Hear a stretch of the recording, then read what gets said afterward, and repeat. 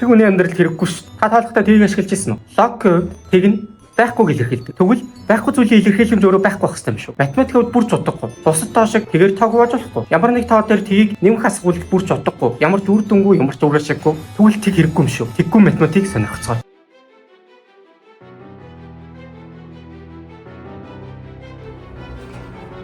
Энэ л арилцаа Монголын өмнө доо. Хэрвээ нэг тэггүйгээр бичвэл ийм л. Тэгэхээр бидэрт орон систем тохиромжгүй. Тэгэхээр round tag шиг. Гэхдээ round тооны бичвэл хамгийн их тоо бол энэ.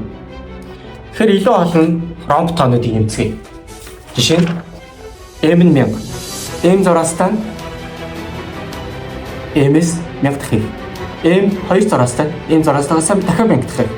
Гэх мэт бол бид нэр m 3 зураастаа 10/12 зэрэг. Харин m дээрээ 4-т нь 10/15 зэрэг. Их мэтлэн бид нэр бүх тоо бичих болно. Энийг бүх тооноор ашиглая. Жишээ нь 5 зураастай нь 5000 болно. Харин i зураастай нь 1000 болно. Гэтэ m нь 1000 учраас i зураастайг л хариулж. Гэтэ энэ дээр гол асуудал нь эдгээр тоонуудыг хооронд нь нэмэх, хасах, үржих, хуваах ямар нэгэн үйлдэл хийх маш төвөгтэй, яривхтай алхад байгаа учраас болив. Мөнис ил аргагүй өгөр байгаа. Эхний биологичууд энэ тэмдэглэгийг тухайн орон хоосон гэдгийг илэрхийлэхийн тулд ашигладаг гэсэн. Гэхдээ тэг гэсэн үг биш. Ерөөсөө тоо гэж бодсон. Энийг ашиглаад саяны тоог бичвэл тэгэхээр бүх асуудал шийдэгдчихлээ.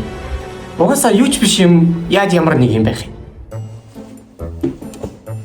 Ахиллес А цэгээс Б цэгт хүрэх ёстой. Тэрний тулд бүтэн замынхаа хагас цэглэг хүрэх ёстой. Тэрний дараа үлдсэн замын дахин хагас хүрэх ёстой. Гэх мэтлэн бидэрт явах ёстой хязгааргүй олон тэг биш зам байна. Бас түрүүнийхтэй адилаар бид бүтэн замын хагас хүрэхийн тулд тэрний эхлээ хагас хүрэх ёстой. Тэрний тулд дахин хагас хүрэх ёстой. Гэх мэтлэн бид тэг биш хязгааргүй олон замыг толох ёстой. Тэгвэл эдгээр замууд бүгд хязгааргүй олон тэг биш зам юм чинь нэмэгдээд Ахиллес А цэгээс Б цэгт хүрэхийн тулд хязгааргүй орцсон талах ёстой юм шүү. Гэтэл бодит амьдрал дээр тийм байдаг. Тэгвэл алдааны хаана вэ? Алдааг нь энэ нөхрөөсөн. Тэрээр математик геометр төдөхнөр хязгаарласан.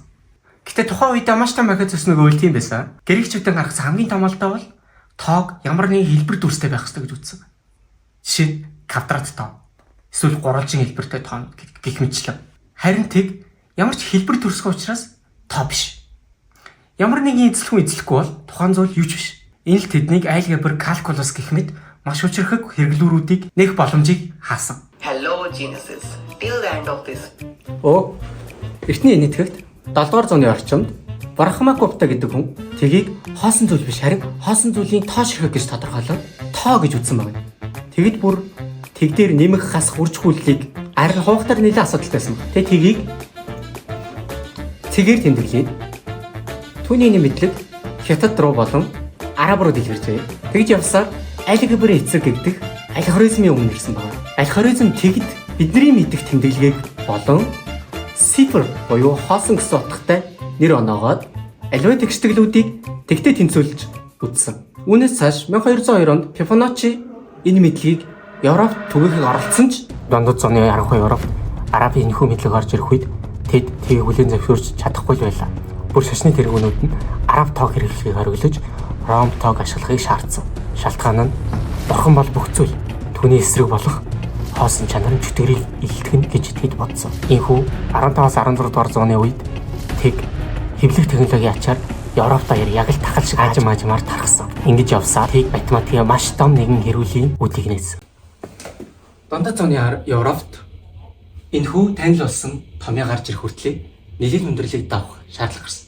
Учир нь бид аливаа тэгшдэглийг тэгтээ тэнцвүүлж мэдэхгүй байсан. Тийм болохоор энэ хүү 6 ангиллыг тоох болсон. Тэр бүр бидний ашиглаж байгаа энэ AX гэсэн үсгэн тэмдэглэгээнүүд гарч ирээгүй учраас ямар нэг үйл мэддэгдэх тоог, ямар нэг үйл мэддэгдэх квадратаар үржсэн нь, ямар нэг үйл мэддэгдэх тоог үржих нь, ямар нэг үйл мэддэгдэх тоог гэх мэтээр ярьдаг байсан байна. Ингэсээр 1600-аад оны үед Вит гэдэг эрхэм энийг чи үсгээр тэмдэглэжээ гэдэг санаа дэвшүүлсэн байна. Энэхүү үед тгийг арай ядан дөнгөж хүлээн зөвшөөрч байсан ба тэр үеэс Брахмагуптагийн сөрөг тооны санааг бас тэд хэрэглэх болсон. Ийхүү Декартийн тоолын систем мэдээлсэн байна. Ингээд тэг бидний ертөнцийн төв болсон. Түүний санаанаас цаашаа нэгэн том хэрүүлдэгдсэн нь Ньютон болон Лейбниц хоёрын дээд математик хэрэг. Гэтэ яг үнэндээ анхны санаа тэд өснөг өвөл үгүй. Тэр Архимедийн санаа байсан. Жишнээ тэр дээд математикийг томьёолж гаргаагүй ч хамгийн суур ойлголтыг хэрэгжилж байсныг бид дөнгөж саяхан мэдсэн. Шалтгаан нь харанхуй Европын зуунд Архимедийн бүтээлийг аваад, балруулдаад, голоор нь хайчлаад түүн дээрээ шашны номлол бичсэн байсныг саяхан л компьютерийн аргаар бид мэдэж авсан. Тэрийг хүсвэл энэ талаар тусдан бичлэг оруулъя. Тэгэхгүй бол бидний математик илүү төвөгтэй. Бас тгийн хашаар гарч ирсэн дээд математикийн хамгийн гол хэрэглээнүүд тэгтэй тэнцвэрлэхтэй байдаг учраас бидний тэггүй математик яг л Дандаа зууны харанхуй Европын математик шиг байх бол. Хүлээ биш бүтээ.